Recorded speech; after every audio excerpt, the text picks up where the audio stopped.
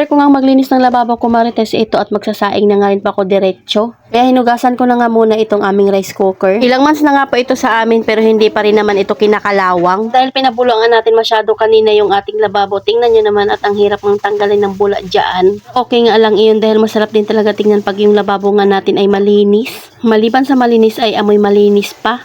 Kaya pinatulog ko na nga muna yung rice cooker, ayan, at binanlawan ko na nga po yung lababo na hinugasan ko kanina na sobrang bula.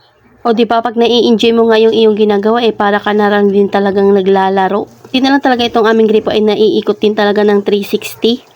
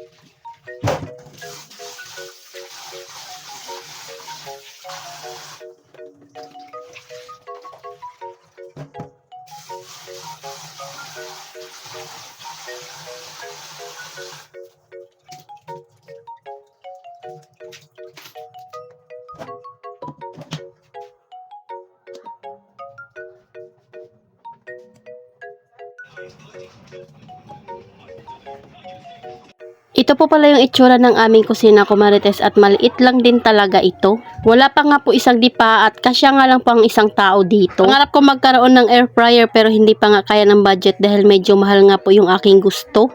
Ayoko naman nga po gumamit ng SPayLater dahil ang goal nga natin ngayong 2025 ay walang utang or makabayad na lahat ng ating utang. Ang ganda talaga tingnan pag malinis yung ating lababo pero hindi nga po ganyan kalinis yan palagi. Dahil araw-araw nga natin itong ginagamit.